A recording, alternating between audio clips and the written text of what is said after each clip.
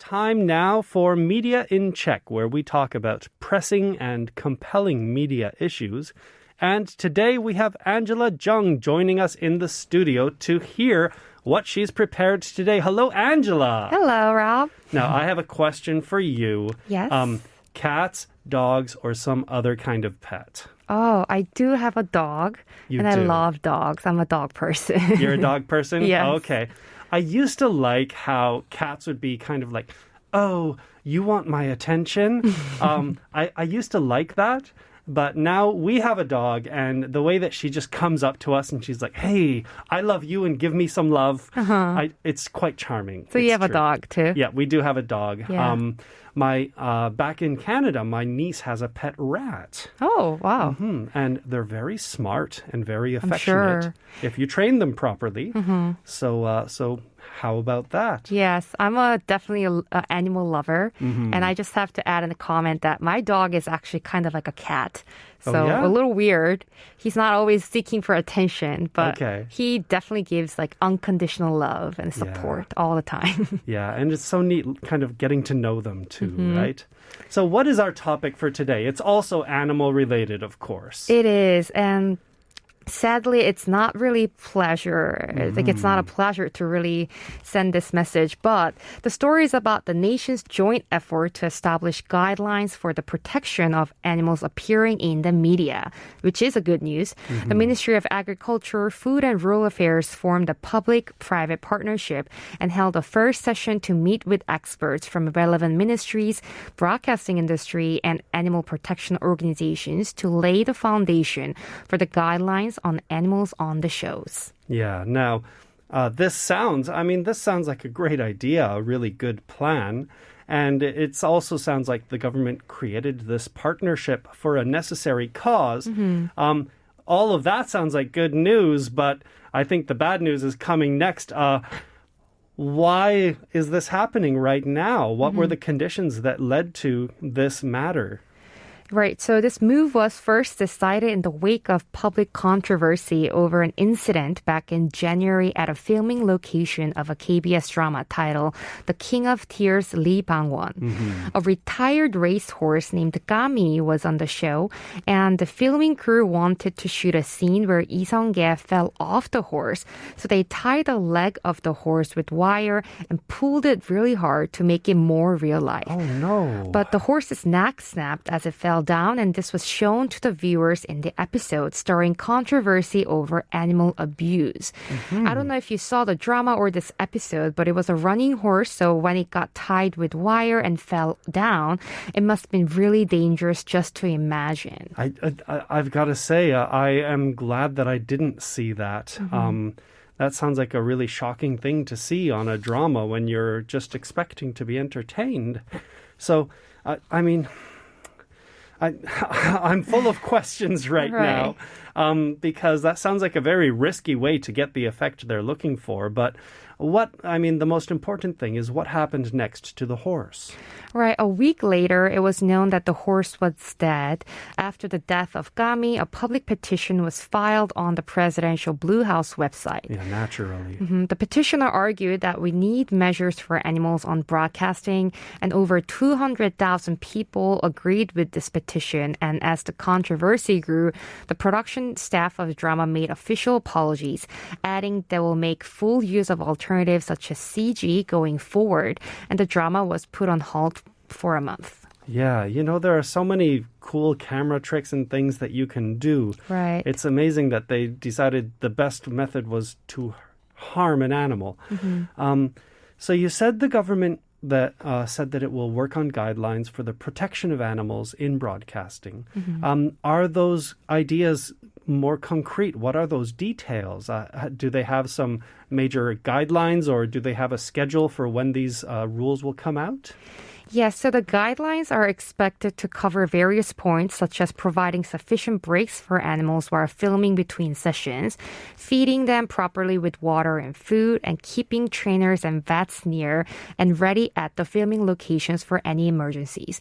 And when I saw this scene on YouTube, I saw like every staff was running towards the actor who fell, but nobody was really taking care of the horse. Yeah. So it's definitely necessary and it's a matter of course to have trainers and vets nearby. There should be someone there whose first job is to check in on the horse. Right. Yeah. So the government also plans to complete a draft version by April this year by analyzing cases from overseas where such regulations already exist and hiring a contractor, and then they'll discuss and develop it into a final version within the first half of this year under the partnership. Okay. The final step is to encourage producers and broadcasting networks to incorporate them into their production policies. Now, I'm sure that there are other countries, precedents from overseas, that have guidelines like this that we could refer to. That's right. In the U.S., there is a watchdog named American Humane Association.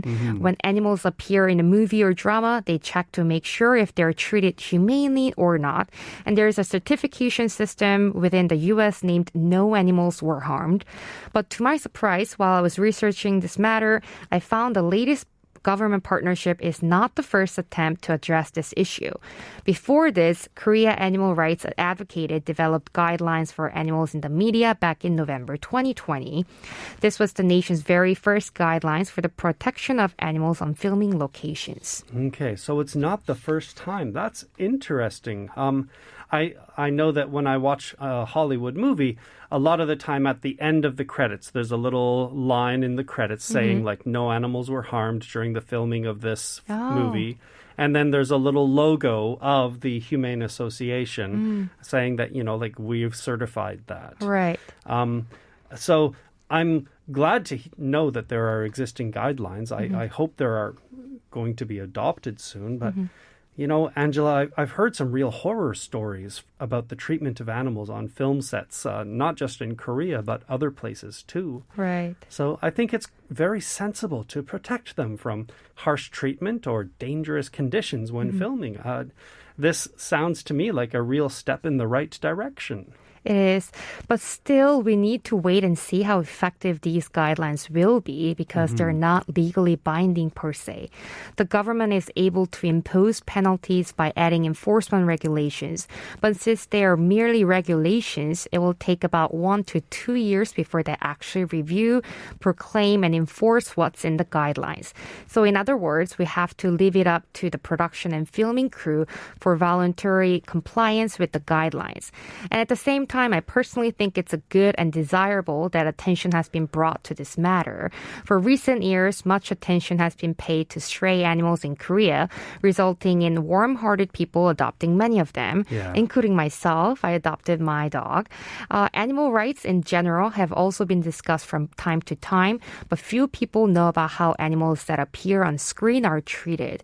And to be really honest, this was my sort of first time to really think about it, because when you watch something, you're in that story that you don't really think about how the animals will be treated behind the scenes. So it gave me a good wake-up call to really think about this issue. And if such things arise on the media, I will also go to the petition and agree with them. So hopefully more people will pay attention to this matter and things will change for the better. Yeah, and I know I really like your comment there, how this is kind of the first time you've thought about how the animals are treated because, the magic of the movie sort of carries us away and, a good compelling story might make us easily forget about these issues.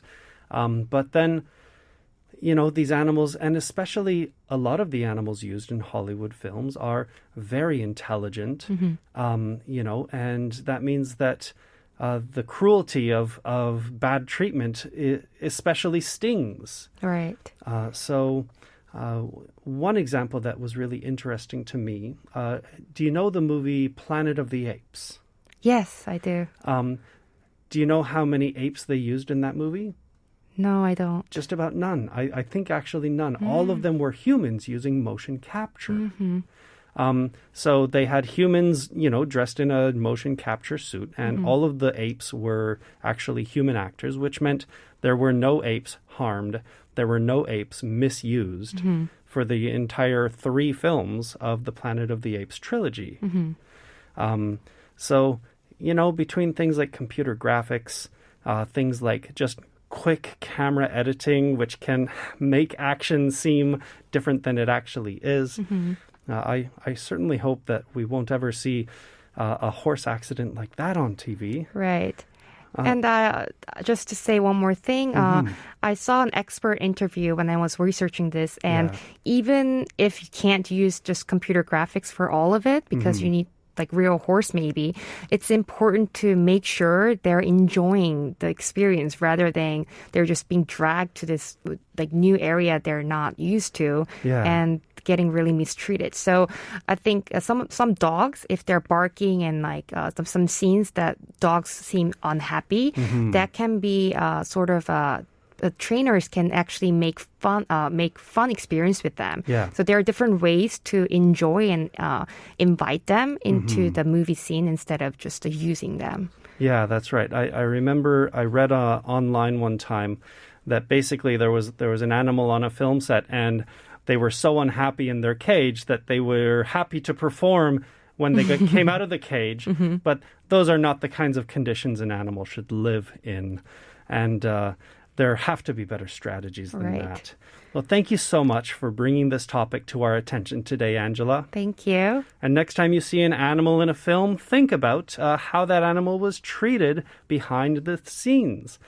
That's everything for Media in Check. See you all next week.